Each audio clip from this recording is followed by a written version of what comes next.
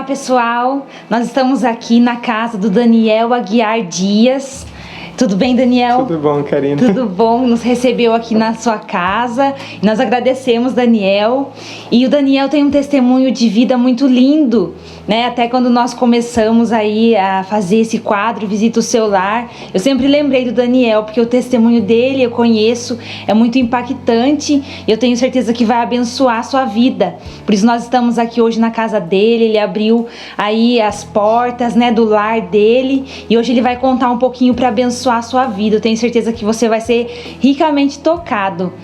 E Daniel, conta pra gente aí o que aconteceu com você. Amém. Bom, Karina, hoje eu tenho 27 anos, né? Já foi algo que aconteceu comigo há vários anos atrás. Na época eu tinha 16 anos e eu fui acometido por uma doença que chama Síndrome de Guillain-Barré. E ela é uma doença relativamente rara até então na época. Nesses últimos dias aí, com esses surtos de dengue que andou tendo, começou a se tornar mais comum, porque o pessoal até associou alguns casos da doença à dengue, né? Mas na época não era muito comum. E basicamente, o que é essa doença, né? Ela ataca o sistema nervoso da pessoa. E eu fui perdendo os movimentos. Do dia pra noite, eu fui perdendo os movimentos. E eu lembro até hoje, num sábado, eu fui numa loja de uma prima minha, que ela tinha uma loja de imóveis.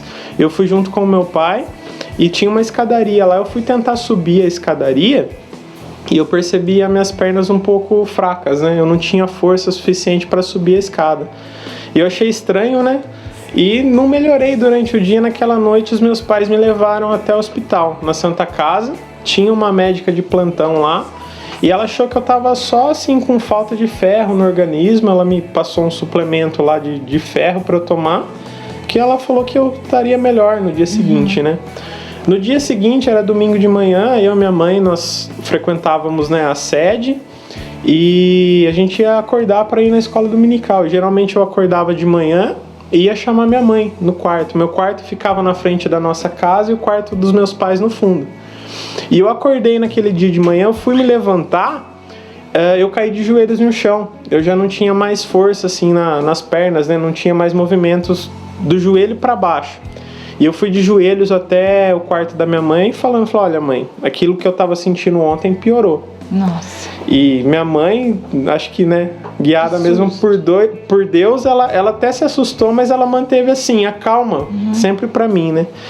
E meu pai daí chegou, meu pai tava na feira, ele chegou, minha mãe contou pra ele o que tinha acontecido, daí ela ligou pro irmão dela, né, meu tio Benedito Aguiar, o irmão Aguiar que a turma conhece na igreja, né, ele foi até em casa e ele e meu pai me pegaram e me levaram até o hospital. Chegando lá, um médico residente, que não era nem pra estar lá, ele tava cobrindo o plantão de um amigo dele, ele viu a minha situação, eu já cheguei de cadeira de rodas, né, porque eu não conseguia andar.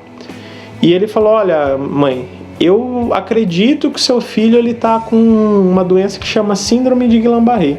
E explicou para minha mãe que ela é uma doença que ataca as extremidades primeiro dos nervos, então você vai perdendo movimento dos dedos das mãos, depois dos pés, e ela vai progredindo. Ele falou, só que para eu ter certeza eu vou precisar chamar uma junta médica de neurologia de Campinas para vir aqui fazer todos os exames.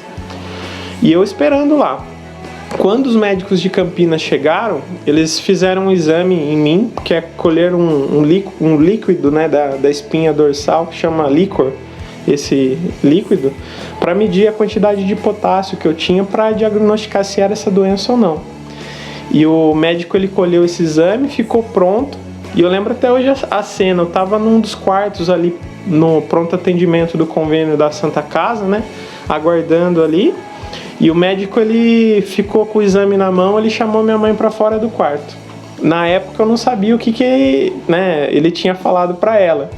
Depois ela me contou que ele chamou ela no canto e falou assim, olha mãe, seu filho realmente tem essa doença, essa síndrome de Guillain-Barré. Essa doença ela pode progredir. Pode acontecer de seu filho ter uma parada cardíaca e até uma parada respiratória, se ela progredir. O que a gente tem que fazer é manter seu filho em observação e a gente tem um tratamento para essa doença que chama imunoglobulina. E ela custa R$15 mil para 5 dias. Nossa! E a minha família não tinha condição nenhuma de bancar, né, esse tratamento. E daí ele falou, ó, daí minha mãe falou, né, perguntou para ele, mas esse tratamento vai resolver o problema do meu filho? Ele falou, não, o máximo que ela vai fazer é estacionar essa doença para depois a gente pensar na recuperação dele. Eu não vou te dar garantia nenhuma que seu filho vai voltar a andar um dia, e também eu não posso te dar garantia que seu filho vai sobreviver a essa doença. Inclusive, na época, teve uma menina também aqui de Limeira que ela teve o mesmo problema que eu, só que ela teve um diagnóstico errado e ela acabou vindo a falecer. Inclusive, tinha a mesma idade minha na época. E eu lembro que assim, minha mãe, depois que ela retornou dessa conversa no corredor com o médico, ela voltou assim, falando super normal comigo, super tranquila, né? Não, filho, a gente confia em Deus, Deus nunca deixou a gente na mão, e vamos confiar em Deus. Você tem um problema de saúde aí, mas você vai ficar bom, tudo. Olha a fé. Daí eu fiquei internado, né? Eles me internaram na Santa Casa, eu fiquei internado durante uma semana. E durante essa semana, se não me engano, no terceiro ou no quarto dia, eu já tava assim, né? Praticamente em jejum, só à base de soro, porque eles sempre tinham que fazer exames médicos, né? E no terceiro dia, a doença estacionou. Né? E minha mãe em oração, meu tio também ajudando, minha família também, né? Os irmãos da igreja foram indo me visitar na época e a gente confiando em Deus. A doença estacionou e eu comecei a fazer fisioterapia. Mesmo assim, o médico, né, ficou meio assim e falou, olha mãe, a gente ainda tem que deixar ele em observação. Inclusive, um dos testes que ele fez em mim, ele pegava nos dedos do meu pé e perguntava se eu estava sentindo. E eu falava que eu estava. Daí ele falou, não, mas espera aí, fecha os olhos. Vou pegar no dedo do seu pé, você vai falar pra mim se eu tô empurrando ele pra cima ou pra baixo. Daí ele fez o exame, eu respondi tudo certinho, né? Daí ele falou, mesmo assim a gente vai te deixar em observação tudo, né? Enfim, ao final de 7 dias eu já tava começando a fisioterapia, né? Já tava super feliz, né? Eu falei, nossa, já tinha sido um livramento que Deus tinha dado na minha vida. Sim. E no 7º dia eu recebi alta e eu fui pra casa, mas eu ainda não andava, de cadeira de rodas. E daí o médico já marcou um retorno com ele umas semanas depois e um exame para eu fazer. Um exame que eles medem a quantidade de estímulo elétrico que o cérebro tá mandando para os nervos, para ver se você vai recuperar ou não os movimentos. E eu fui, uma semana depois que eu tive alta, eu fui nesse lugar para fazer esse exame, fui com os meus pais. Chegando lá, ainda estava de cadeira de rodas, eu fui fazer o exame. O médico pegou, fez o exame, né, colocou as agulhas, mandava eu tentar fazer os movimentos. E eu tentava fazer o máximo que eu conseguia, né? A hora que terminou o exame, ele virou assim para minha mãe com meu pai. Eu no meio, meu pai de um lado, minha mãe do outro. Falou, olha, gente, o Daniel, ele teve esse problema aqui, pelo que eu tô vendo aqui no laudo dele e tudo. Eu fiz esses exames, mas não tá passando estímulo elétrico nenhum nos nervos dele. E aquilo pra mim, assim, foi um choque, porque eu tava animado, eu tinha recebido alta do hospital, né? Tipo, aquele risco de morte já tinha passado. Mas de repente o médico vira pra mim e fala, tipo, que eu não vou recuperar os meus movimentos. Nossa. E na época, com 16 anos, né? Estudava no Trajano Camargo, estudava no Cotil. Todo o futuro pela frente. Todo o futuro pela frente. Falei, meu Deus, né? E eu lembro que quando a gente voltou pra casa, eu tava no carro do meu pai e no meio do caminho eu desabei a chorar. Não entendia, não entendia o que estava acontecendo. E eu cheguei em casa, né? Minha mãe me deixou no quarto e eu orei a Deus. Eu falei, Deus, se o Senhor realmente está comigo, me dá uma palavra, porque eu não estou entendendo o que está acontecendo comigo. Eu não estou entendendo.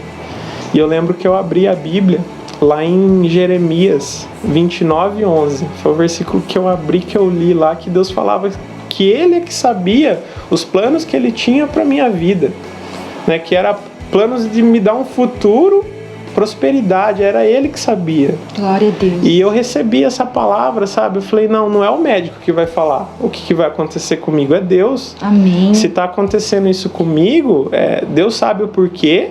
E se for da vontade dele, Ele vai me curar, Ele vai dar um jeito. E eu confiei naquela palavra, fui confiando. Para resumir a história, né? Eu fiquei ainda, acho que 1 mês e meio, se não me engano, de cadeira de rodas. Não, 3 meses de cadeira de rodas, fazendo fisioterapia todos os dias. Depois eu fiquei mais um mês andando com andador. E fui me recuperando. E depois de um mês de andador eu já andava normalmente. Voltei para a escola, né? Inclusive ainda quando estava me recuperando, logo quando eu saí do andador, ainda os meus amigos me davam o ombro para eu ir segurando, né?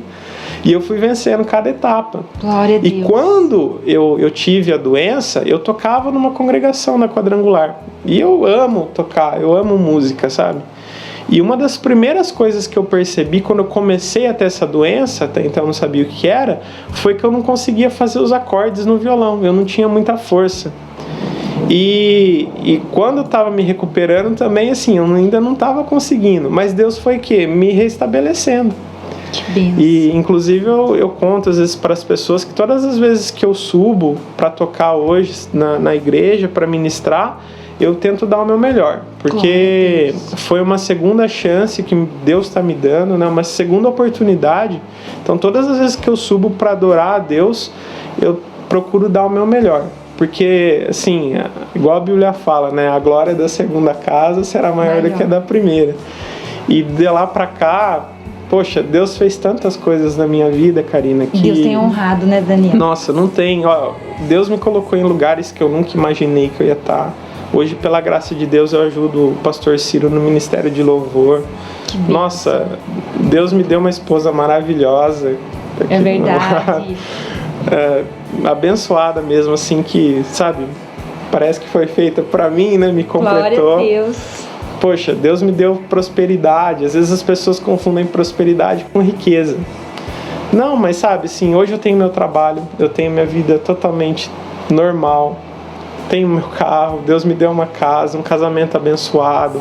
Meus pais também com saúde. Então, eu com saúde, né? Não tem... futuro, como ele disse. Deus me deu um futuro. Então, o que eu queria deixar para quem está ouvindo com esse meu testemunho é dizer que não importa a situação que você esteja, seja assim doença, mais grave que for, problemas no seu casamento, problemas até com relacionamento com seus pais, que eu posso te falar que Deus sabe o que Ele tem para você. Amém. Basta você confiar, né? Confiar o teu caminho nas mãos dele. Às vezes muitas coisas acontecem na nossa vida e a gente não entende por quê. É verdade. Mas Deus, ele tem uma resposta para tudo e no tempo certo. E a gente tem que saber esperar e principalmente confiar em Deus. Se Deus ele fez isso na minha vida, eu creio que Ele pode fazer muito mais na sua. Amém. E nós saímos pessoas melhores depois de uma grande luta, né, com Daniel? Com certeza. Não, igual eu comentei quando eu dei meu testemunho na rádio, na época eu não dava valor assim, eu acordei de manhã e me levantei. Eu fui andando até a escola. Não dava valor a isso. Quando você perde, daí você começa a entender a importância que essas coisas têm na sua vida. É verdade. Às vezes a gente não dá importância para o nosso sistema respiratório, né? O ar que a gente respira, a gente não paga nada para ter um ar, né? É verdade. E Deus, ele nos permite respirar. Eu corri o risco de perder minha respiração a qualquer momento. Olha só. Ao meu coração parar de bater. Mas Deus, ele me sustentou. Glória a Deus. Então hoje, assim, tudo que eu posso fazer, eu procuro fazer, sabe, para honrar mesmo a Deus, para adorar Ele, porque o que Ele fez na minha vida foi muito grande. E tudo que eu faço para Ele não vai nunca pagar o que Ele fez para mim. Poxa, fora, né? Quer coisa maior do que a nossa salvação? Com certeza. Acho que não tem coisa maior do que isso. É verdade. E Ele me restabeleceu e graças a Deus hoje eu tô 100%, né? Glória a Deus. E pra glória de Jesus. E exercendo o ministério, o Daniel tem um ministério lindo. Eu já fui professora com você, né, Daniel? Foi, nós congregamos juntos já. E nós éramos professores juntos e eu conheço o Daniel e ele é uma bênção mesmo. Já aprendi muito com ele. E Deus tem usado, Deus tem honrado. Então nós agradecemos, Daniel. Muito obrigada, foi um prazer de nos receber. Vocês. E espero que você tenha sido abençoado, com certeza. E que Deus te abençoe e até a próxima. Até a próxima.